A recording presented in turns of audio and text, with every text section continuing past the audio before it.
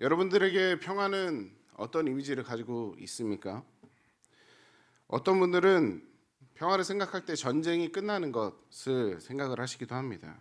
또 어떤 분들에게 평화는 가족들이 한 상에 둘러서 먹고 마시는 식사 장면이 있기도 합니다. 또 어떤 분들은 캠핑이나 여행을 가서 혼자서 조용히 사색하는 것이 평화라고 생각도 합니다. 여러 가지 많은 것들에 대한 평화의 이미지가 있죠. 우리가 생각하는 이 일반적인 평화에 대한 이미지는 공통점을 하나 가지고 있는데, 그것은 바로 내 안으로부터 시작되는 것이 아닌 외부적인 것이 평화를 결정한다는 것입니다. 그래서 내가 원하는 환경과 상황이 아니면 그것은 평화가 아닌 절망적인 상황, 나쁜 상황이라고 생각을 합니다. 이것이 맞을까요? 오늘 우리가 읽은 본문인 그곳에서 예수님은 제자들과 만나고 계십니다. 그런데 대화를 나누고 있는 그 장소와 상황이 조금 특이합니다. 우리 요한복음 20장 19절 말씀 같이 한번 읽어보겠습니다. 시작. 그날 곧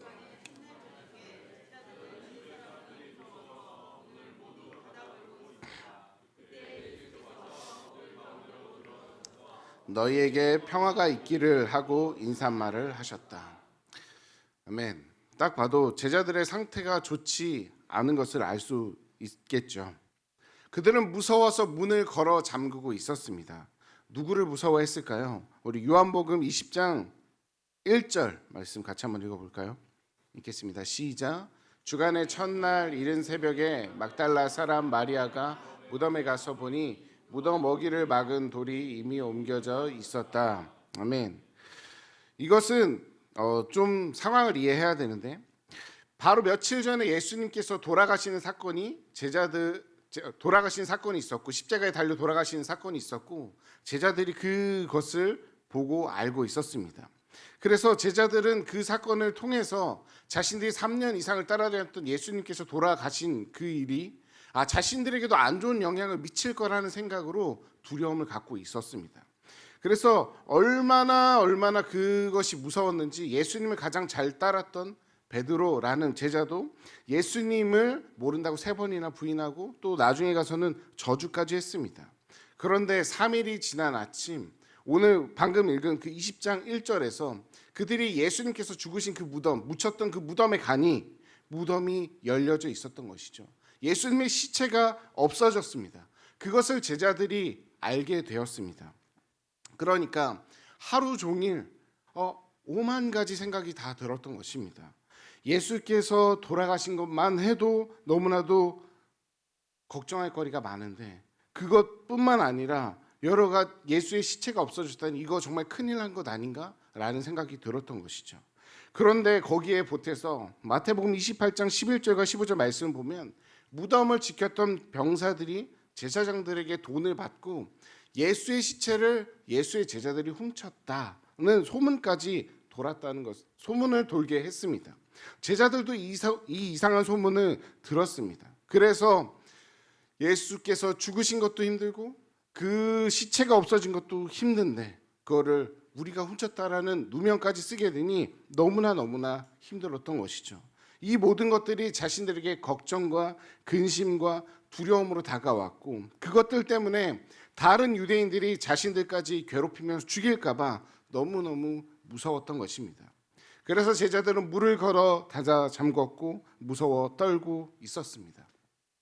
이 제자들에게 가장 필요한 것이 무엇이었겠습니까? 바로 평화였다는 것이죠. 그래서 예수님은 그것을 아시고 부활하신 뒤에 자신 없이 숨어서 두려워 떨던 제자들에게 찾아가셔서 오늘 가장 먼저 이 평화의 복음을 선포하신 것입니다. 그렇다면 이때 선포하신 평화는 우리가 일반적으로 그리고 당시에 제자들이 기대했던 평화가 맞을까요? 아니면 다를까요? 오늘 말씀을 통해서 그것을 같이 한번 확인해 보려고 합니다. 그래서 평화를 주시기 원하셨던 예수님께서 어떤 평화를 주시기를 원하셨는지를 우리가 확인하고 그것이 우리의 삶에도 임하게 되고, 그래서 그 임한 그 평화를 갖고 확신 속에서 살아가시는 은혜가 우리에게 있기를 바랍니다. 첫 번째로 예수님께서 주시기 원하셨던 참 평화는 예수님을 통해서 얻을 수 있는 평화라는 사실을 기억하셔야 합니다.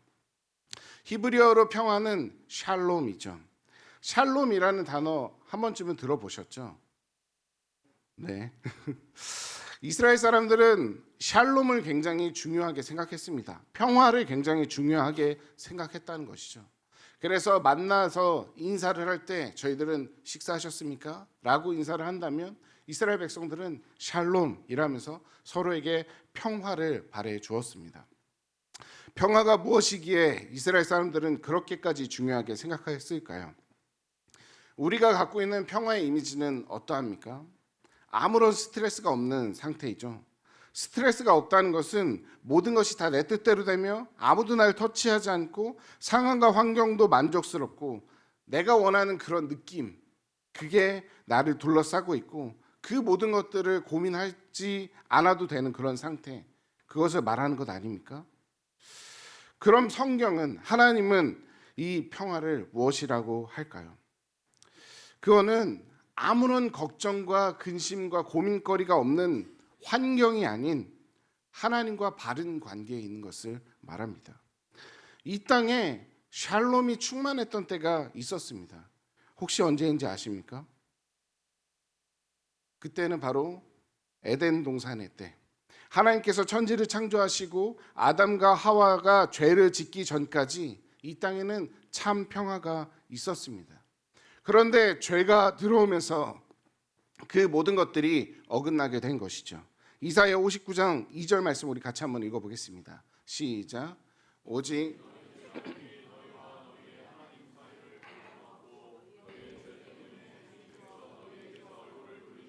너희의 말을 듣지 않으실 뿐이다.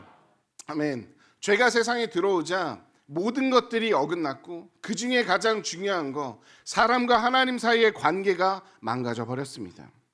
그래서 이스라엘 백성들은 하나님께서 이것을 회복하기 원하신다는 걸 알았고 그것이 너무나도 중요한 것을 알았습니다. 그렇기 때문에 서로가 만났을 때 하나님의 평화가 당신에게 임하기 원합니다. 우리의 삶에 하나님의 평화가 다시 회복되기를 원합니다 라며 서로에게 인사를 했던 것이죠. 그 문화가 예수님 시대까지 이어졌습니다. 그런데 예수님 시대의 이스라엘 백성들은 이 샬롬을 오해했습니다. 이때는 예수님께서 말씀하신 샬롬뿐만 아니라 하나님의 나라에 대해서도 오해했고 그들을 구원할 메시아에 대해서도 오해했습니다. 왜냐하면 이스라엘 백성들은 하나님이 말씀하시는 복음이 아닌 자신들이 원하는 것이 더 좋은 복음이라고 생각했기 때문입니다. 그래서 하나님께서 이끄시고 만들어 가시는 회복을 기대하지 못하고 자신들의 샬롬을 기대하고 나아가 하나님께 자신들의 평화를 요구했던 것이죠. 그 평화의 모습은 이 세상에서 이스라엘이 가장 잘 살고 힘세고 주변 나라를 지배하고 그렇게 살아가는 모습이었습니다. 그러니 어떤 메시아, 어떤 구세주를 기대했겠습니까? 자신들에게 평화의 나라를 만들어줄 아주 강하고 힘센 메시아를 기대했던 것이죠. 그래서 예수님을 제대로 보지 못했습니다. 제자들도 이와 같은 오해가 있었다는 것이죠. 제자들의 오해는 요한복음 22장에서 드러나는데 우리가 읽은 요한복음 21장에서 제자들에게 샬롬을 주길 원하시는 예수님을 제자들과 예수님이 만나게 됐죠. 그런데 그 이후 요한복음 22장에서 제자들은 다시 어부의 일을 하러 갑니다. 이 행동은 하나님으로부터 주어진 평화가 아닌 이 세상에서 말하는 평화와 안정을 추구하는 모습입니다. 우리식으로 말하면 예수님을 믿는데도 어려워지자, 내가 원하는 대로 풀리지 않자 신앙생활을 떠나 취직하러 돈 벌러 떠난 것입니다. 세상은 평화가 평안이 하나님이 아닌 돈, 권력, 자녀, 남편, 아내가, 학벌이, 기타 등등 여러 가지가 준다고 하기에, 그 거짓말을 하기에 제자들이 그 말에 속아서 따라가는 것이죠. 유대인들이 갖고 있었던 오해와 같은 오해였던 것입니다. 이것이 사실입니까? 아닙니다. 주님께서 우리에게 원하시는 평화는 그것이 아니죠. 주님이 원하시는 평안은 다른 곳에 있습니다. 주님이 원하시는 평안은 하나님과 바른 관계로부터 시작될 수 있습니다. 그렇다면 어떻게 하나님과 사람 사이에 틀어진 관계를 회복할 수 있겠습니까? 하나님과 우리 사이를 가로막고 있는 죄가 해결돼야겠죠. 그거 외에는 다른 길은 없습니다. 그런데 죄는 그냥 없어지는 것이 아닙니다. 분명히 값을 치러야 합니다. 그래서 하나님은 구약의 성도들에게 동물을 잡고 피를 흘리는 제사를 하게 함으로써 죄가 저절로 없어지는 것이 아니라 값을 치러야 한다는 것을 계속 알려주셨죠. 그러나 제사로는 본질적인 죄가 해결되지 못했습니다. 히브리서 10장 11절과 12절 말씀 같이 읽겠습니다. 시작. 모든 제사장은 날마다 제단에 서서 똑같은 제사를 거듭드리지만 그러나 그리스도께서는 죄를 사하시려고 단 한 번에 영원한 유효한 제사를 드리신 뒤에 하나님의 오른쪽에 아멘. 하나님은 그 사실을 아셨기 때문에 예수님을 이 땅에 보내셨습니다. 그리고 예수님은 그 하나님의 뜻에 따라 자신의 몸을 십자가에 들이셔서 우리의 죄를 해결하셨습니다. 유효한 제사를 드리신 것이죠. 그래서 죄의 값을 치르셨습니다. 주님께서 십자가에서 자신의 목숨을 죄의 값으로 내어주심을 통해 하나님과 사람 사이의 진정한 평화가 시작된 것입니다. 그래서 하나님은 독생자이신 예수님을 이 땅에 보내시고 그 포기할 수 없는 사랑을 이 세상이 알기를 원하셨습니다. 그것 때문에 예수님이 이 땅에 오셨다는 것이죠. 그리고 오늘 읽은 본문에서 예수님은 실제로 그 십자가 사건을 감당하신 뒤 제자들에게 나타나신 것입니다. 그러니 두려워 떨고 있는 제자들을 보니 얼마나 마음이 안타까우셨겠습니까? 우리 요한복음 20장 21절 말씀 다시 한번 읽어보겠습니다. 시작. 예수께서 다시 그들에게 말씀하셨다. 너희에게 평화가 있기를 빈다. 아버지께서 나를 보내신 것 같이 나도. 아멘. 자신이 십자가를 짊어짐으로 인해 이제 제자들에게 평화가 시작될 수 있는데 주님을 보지 못하니, 십자가를 보지 못하니 여전히 세상 앞에 두려워 떨고 있는 제자들의 모습이 너무너무 안타까우셨던 것이죠. 그래서 주님은 제자들에게 따뜻하지만 확신 있게 말씀하시는 것입니다. 평화와 복음이 나와 연결돼 있다. 내가 그것을 해결했다. 내가 너희를 구원했다. 그러니 나를 믿고 평안해라. 이 세상 말고 날 바라봐라. 날 믿어라. 나를 의지해라. 거기에만 평화가 있다라고 선언해 주신 것입니다. 여러분은 어떠십니까? 여러분은 이 평화를 믿으십니까? 하나님과 바른 관계를 회복했을 때만 참 평화, 진정한 평화가 찾아올 수 있다는 이 복음을 믿으십니까? 아니면 여전히 이 땅에서 여러분에게 말하는 그 평화의 복음을 쫓아가서 여러분들의 마음이 흔들리고 계십니까? 세상이 말하고 있는 거짓말에 속지 마시기 바랍니다. 돈도, 명예도, 남편도 아내도, 자녀도, 친구도, 직장도, 회사도, 인정도, 존중도, 때론 무관심도, 휴양지도, 호캉스도, 캠핑도, 건강한 체력도 또 무엇이 있습니까? 이 세상이 말하는 그 무엇이 여러분들에게 평화를 줄 수 있습니까? 주지 못합니다. 오직 예수 그리스도 그분만이 참 평화를 여러분들에게 줄 수 있습니다. 그러니 예수님을 바라보십시오. 그분이 참 평화를 주실 수 있음을 인정하고 믿기로 작정하십시오. 그러면 여러분들을 흔드는 문제 속에서도 평안하라 라고 말씀하시며 다가와 주시는 그 주님으로 인해 여러분들이 참 평화를 얻게 될 줄 믿습니다. 믿고 하나님을 바라보는 자에게 세상이 감당하지 못하는 하나님의 평화가 임하게 될 줄 믿습니다. 두 번째로 평화를 가진 자는 주님처럼 보내진다는 사실을 우리는 기억해야 합니다. 하나님과 틀어졌던 관계가 회복될 때 하나님에게 참 평화, 하나님의 사람들에게 참 평화가 시작됩니다. 주님은 그 평화의 복음을 가진 자들을 어쩌겠다고 하십니까? 우리 요한복음 20장 21절 다시 한번 읽어볼까요? 읽겠습니다. 시작. 예수께서 다시 그들에게 말씀하셨다.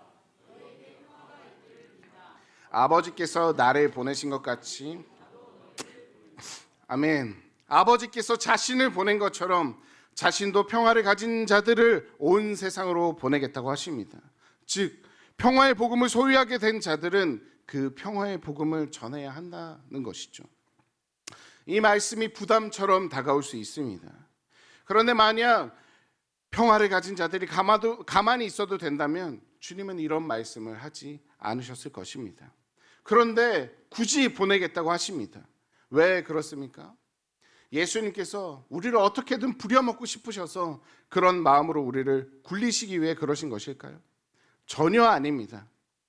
하나님과 바른 관계를 통해 평화를 누릴 수 있게 된 사람은, 하나님의 자녀들은 하나님과 충만한 평화의 삶을 누릴 수 있도록 하나님이 이끌어 가실 것이고, 그 복된 삶을 통해 자연스럽게 하나님의 평화가 전해져야 하기 때문에 그런 것입니다. 하나님의 평화는, 하나님의 복음은 이기적으로 나를 향해서만 있는 것이 아님을 기억하셔야 합니다. 하나님과 바른 관계를 갖고 평화를 얻게 된다면, 복을 얻게 된다면, 감사가 생기게 된다면, 사랑을 누리게 된다면 그것은 주변으로 흘러가는 것이 당연합니다.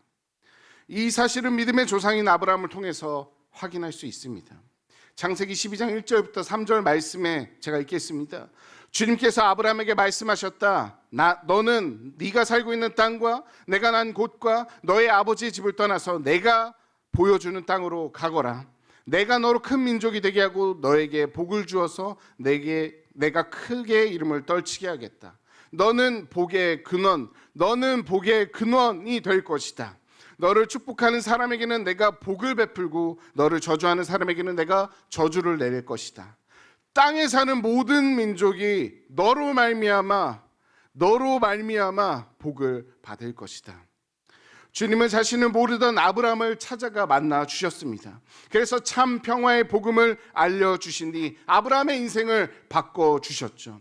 그리고 2절에서 아브라함이 복의 근원, 복이 된다고 말씀하셨습니다. 왜 그렇습니까? 아브라함만 이뻐서, 아브라함만 잘 먹고 잘 살게 하려고 그러신 것이 아닙니다. 3절에서 땅에 사는 민족이, 아브라함을 제외한 모든 사람들이 아브라함을 통해 복을 누리길 원하셔서 그렇게 하신 것이죠. 예를 쉽게 들어보면 복을 물질로 바꿔서 생각해 보시면 됩니다. 하나님은 하나님의 자녀들을 먼저 잘 되게 물질을 주신다는 것이죠. 그래서 그 자녀들이 세상에서 잘 살면 그 잘 사는 그 물질을 통해서 주변 사람들에게 베풀고 도와주고 섬기며 하나님이 주신 복과 은혜를 알게 하신다는 것이죠. 그리고 그 주변 사람들이 하나님의 복을 깨달아 자신도 그렇게 살기를 기대하게 하시고, 결국 그렇게 기대한 자들을 하나님은 하나님의 자녀 삼아 주신다는 것입니다. 돈으로 설명하니 이해가 좀 빠르시죠? 돈이 가장 쉬운 얘기에 돈으로 설명을 드렸지만, 사실은 하나님의 복은 하나님께로부터 주어진 모든 것들을 말합니다. 참 평화, 사랑, 정서적인 안정, 집, 차, 가족, 자녀, 물질 등 하나님께서 주신 모든 것들을 하나님께서는 하나님의 자녀들이 먼저 누리며 살아가기를, 기쁘게 복되게 누리기를 원하신다는 것이죠. 그러면서 그들에게 임한 그 복을 통해 주변이 하나님의 복을 알고 기대하고 결국은 하나님의 평화의 복음을 얻게 되기를 원하신다는 것입니다. 그렇기 때문에 하나님의 자녀들이 먼저 받은 복음, 평화, 사랑을 자신들만 가지고 누리며 살고 주변으로 흘려보내지 않는다면 그것은 하나님의 뜻을 따라가지 않는 삶을 살게 됩니다. 이스라엘이 그랬습니다. 하나님은 이스라엘을 통해 하나님의 사랑이 온 세상으로 흘러가기를 원하셨습니다. 그것을 아브라함을 부르실 때부터 정하고 부르셨는데, 이스라엘은 자신들만 구원을 받았다고 생각했습니다. 그래서 주변을 사랑하지 않았습니다. 하나님의 복, 사랑, 평화, 복음이 이스라엘 안에만 고여 있다고 믿고 그렇게 행동했습니다. 하나님의 뜻이 아닌 자신들의 뜻, 마음대로 살아가며 타락한 삶을 결국은 살아가게 된 것이죠.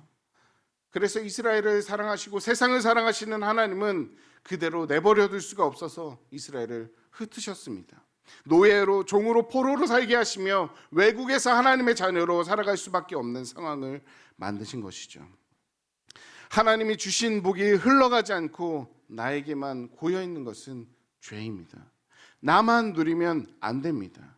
물질적인 복, 정서적인 복, 영적인 복을 하나님이 주셨다면 그것을 먼저 누리십시오. 하나님의 자녀들이 하나님의 복 안에서 기쁘고 행복하게 살아가길 원하신다는 것을 알고 그대로 살아가십시오. 그러면서 그 복들을 주변을 위해 흘려 보내십시오. 주님의 몸된 지체들을 사랑하고 섬기십시오. 그리고 나아가 VIP들을 맡겨진 영혼들을 사랑하고 섬기십시오. 그렇게 주님이 보내신 자리에서 하나님의 평화의 복음을 살아내십시오. 그렇게 하나님께서 주신 복을 제대로 누리며 살아가는 자에게 하나님은 분명 더 큰 복을 부어주실 것입니다. 그런 우리를 통해 우리의 주변의 영혼들이 주께로 돌아오게 될 것입니다. 다니엘서에서 그런 복을 받은 자가 결국에 누리는 복에 대해 기록해 놓았습니다. 다니엘서 12장 3절 같이 읽겠습니다. 시작. 지혜 있는 사람은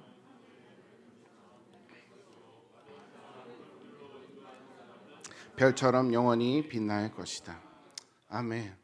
결국 우리는 주의 영원한 날에 주께서 칭찬하시고 영광스럽게 빛나게 해주실 그 모습을 기대하며 살아가야 합니다. 그러니 평화를 가진 자가 자기 혼자만 그것을 갖고 있으면 손해라는 것을 꼭 기억하시기 바랍니다. 예수님은 부활 이후 만난 제자들에게 나타나셔서 말씀하셨습니다. 아버지께서 나를 보낸 것처럼 내가 너희를 보낸다. 이것은 굴리기 위함이 아닌 복을 누리며 살아가는 삶을 위해 제자들에게 말씀하신 것입니다. 제자들이 보내졌을 때 가장 복되고 평화를 누릴 수 있다는 것을 알려주신 것입니다.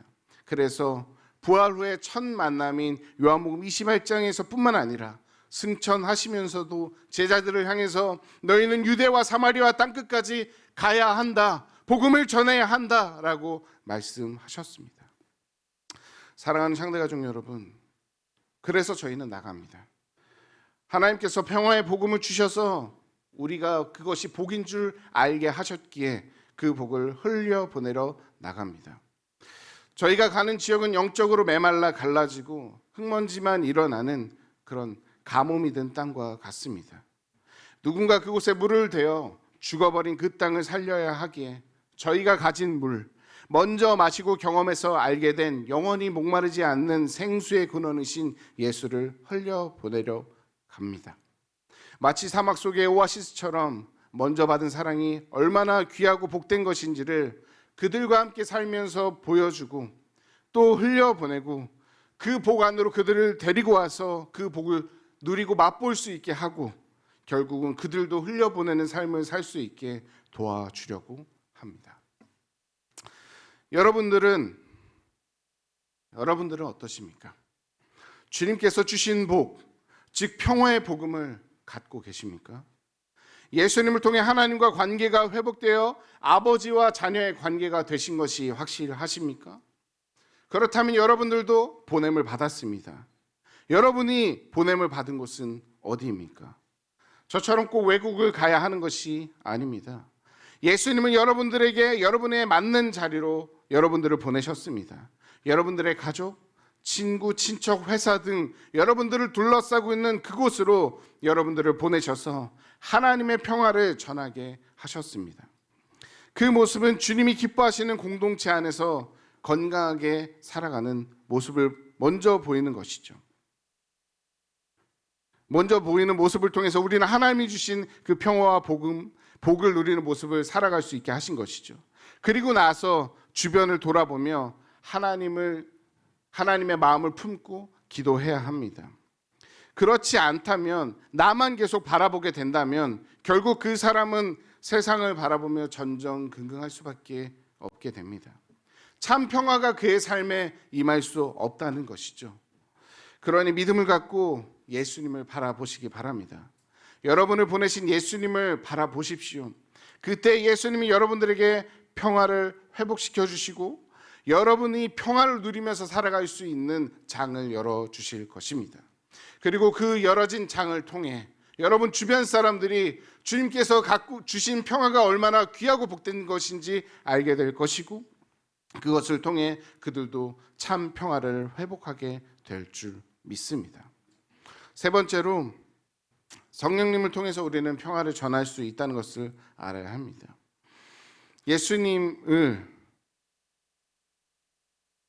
예수님은 제자들이 평화를 전하도록 보내시면서 중요한 것을 약속해 주셨습니다.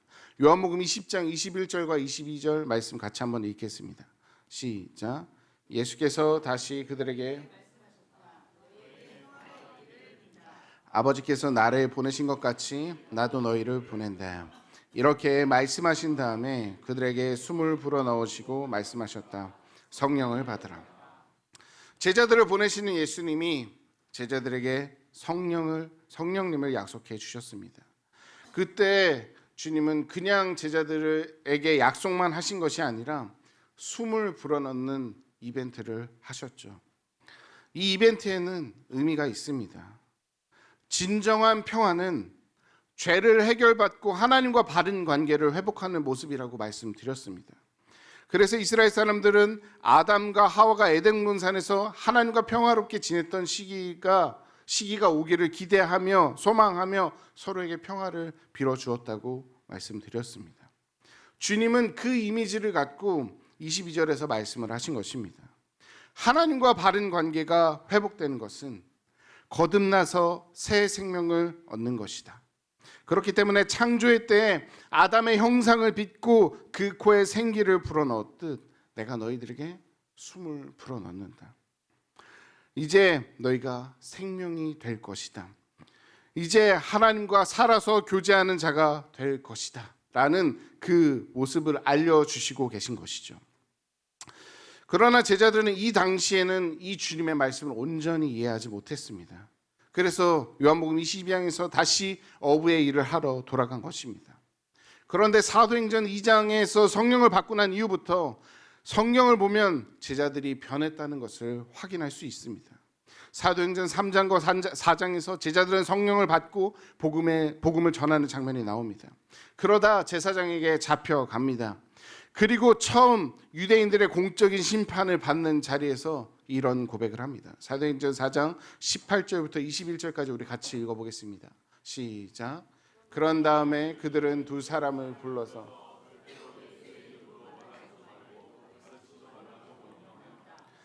그때 베드로와 요한은 대답하였다.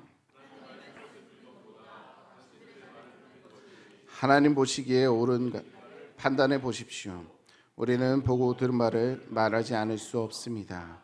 백성이 모두 그 일어난 일로 하나님께 영광을 돌리고 있으므로 그들은 사도들을 처벌할 방도가 없어서 다시 위험한. 아멘. 제자들의 변한 태도가 보이십니까? 요한복음 20장에서는 아직 자신들이 예수님 때문에 어떠한 벌을 받게 될지, 어떤 해코지를 당하게 될지 그것도 확실하지 않은 상태였는데도 벌벌 떨면서 문을 잠그고 숨어 있었는데, 사도행전 4장에 가자 예수님을 죽이고 결정한 그 공의 앞에서도 예수님을 전하겠다, 우리는 전하지 않을 수 없다라고 담대하게 말합니다. 말만 이렇게 한 것이 아니라 실제로 그들은 순교할 때까지 복음을 전했습니다. 주저하지 않았습니다. 왜 그들은 그럴 수 있었습니까? 참 평화가 그들의 삶에 있었기 때문입니다. 그래서 칼도 톱도 불도 학대도 가난하게 떠도는 것도 사람들의 무시도 등 기타 여러 가지 이 세상에서 말하는 온갖 협박을 다 받았지만, 그 시험을 받았지만 그것을 예수님과 바꾸지 않았습니다. 예수님을 포기하지 않았습니다. 평화가 없는 세상은 그리스도인들이 가지고 있는 참 평안을 깨보려고 온갖 방해를 했지만 결국은 세상은 그 일은 실패하게 되었고 그리스도인들을 감당하지 못하게 되었다는 것이죠. 사도들은 그 마음으로 복음을 전하는 자들이 되었습니다. 이것이 사도들만 가능한 일이겠습니까? 아닙니다. 아닙니다. 우리도 가능합니다. 왜 그렇습니까? 주님이 우리를 우리의 자리에 보내실 때도 숨을 불어넣으시며 성령님과 함께 보내셨기 때문입니다. 주님의 사역은 우리의 힘으로 하는 것이 아닙니다. 아니, 할 수도 없습니다. 누구보다 예수님이 그 사실을 잘 알고 계셨습니다. 우리는 세상의 크고 작은 문제들이 우리를 협박할 때 문을 잠그고 숨는 것밖에 할 수 없는 존재라는 것을 예수님은 너무나 잘 알고 계십니다. 그래서 주님의 영이신 성령을 우리에게 보내주셨고 함께 하도록 하셨습니다. 그러니 사랑하는 여러분, 세상의 문제들이 너무나도 크게 느껴져서 주님께서 말씀하시는 모든 것들을 할 수 없다고 느끼신다면, 나에게 평화가 없는 것처럼 생각되신다면, 내 뜻대로 되는 것들이 없어서 짜증이 납다 못해 답답하고 분통이 터져 평화는 나와 상관없다라고 생각하며 살고 계시다면, 이제는 예수님을 바라보십시오. 샬롬을 주기를 원하시는 예수님을 바라보시고 믿으십시오. 그 예수님께서 성령님을 여러분들에게 보내주셨다는 사실을 믿고 성령님을 의지하십시오. 그때 우리는 샬롬을 누리며 우리 주변에게 샬롬을 흘려보낼 수 있습니다. 그 복을 기대하시고 누리시는 우리 모두가 되기를 바랍니다. 사랑하는 창대가족 여러분, 진정한 평화가 사랑하는 우리 창대 가족들에게 있기를 정말로 간절히 소망합니다. 내가 생각하는 평화가 아니라 주님이 주시는 평화를 기대하십시오. 하나님과 바른 관계의 회복을 기대하십시오. 그때 여러분들에게 진정한 평화가 임하게 될 줄 믿습니다. 그리고 그 평화를 성령님과 함께 누리고 전하시기 바랍니다. 그렇게 하나님의 뜻에 동참하시며 기쁨으로 따라갈 때 성령 하나님께서 여러분들의 삶에 충만하게 차고 넘치는 평화를 부어주시고 발견하게 하시고 누리게 하시고 결국은 여러분 주변으로 평화를 흘려보내는 그런 복된 삶으로 이끌어가 주실 것입니다. 그렇게 참된 평화 안에서 주님이 부르시는 날까지 살아가시길 바랍니다. 그래서 다시 만났을 때 서로 수고했다며 눈물을 닦아주는 그런 사랑의 공동체, 건강하고 행복한 창대의 교회가 되기를 정말로 간절히 소망합니다. 이 시간 우리 같이 기도했으면 좋겠습니다.